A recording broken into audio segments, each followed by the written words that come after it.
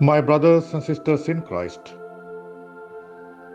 today, on the fourth Sunday of Easter, we celebrate Good Shepherd Sunday. It is a day when we reflect upon the tender image of Jesus as the shepherd of us all. It is also a day set aside to pray for more shepherds within our church who will shepherd God's flock with the heart of Christ. Our gospel passage comes from John chapter 10, which in part is a commentary of the previous chapter that includes the long and detailed story of the healing of the blind man. Recall that Jesus healed this man who has been blind from birth. He did this healing so that the works of God might be made visible through him. As a result of this man's healing, the Pharisees cast the blind man out of the synagogue, not believing that Jesus' healing was from God. After the man was cast out of the synagogue, Jesus spoke with him again and he professed his deep faith in Jesus, the true shepherd. The healed blind man said, "I do believe the Lord."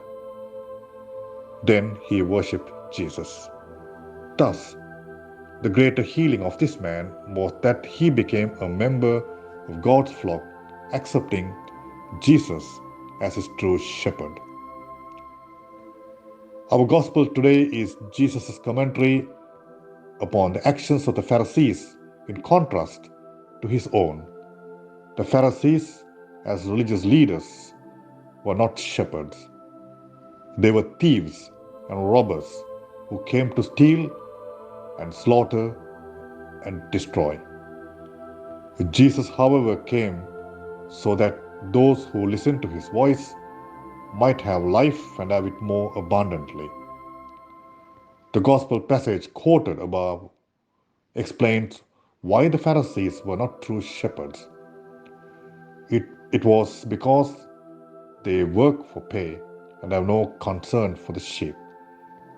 Think about that statement as it applies to the Pharisees and their treatment of this man who was blind from birth.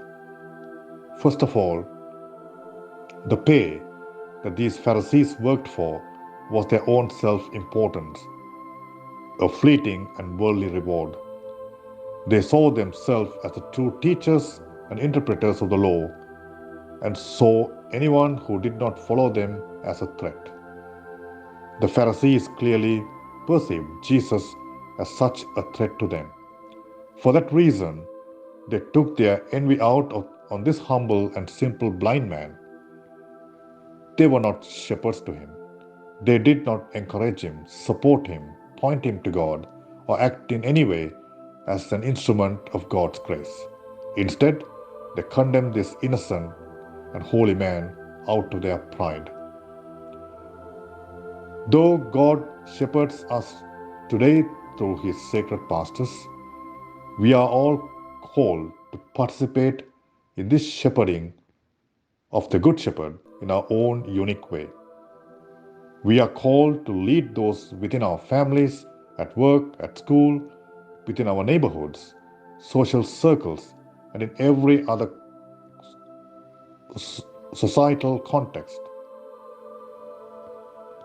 But too often, we imitate these Pharisees by allowing our own selfishness and desire for self-importance to interfere with our ability to put others first and love them with a shepherd's heart. Today, I ask you to reflect upon the calling you have received to lay down your life for others in imitation of the Good Shepherd. In order to imitate this love in the heart of Christ, we must love without seeking love in return.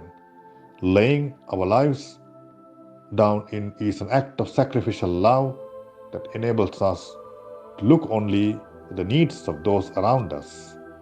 Pride and selfishness must disappear, and the good of the other must become only our goal.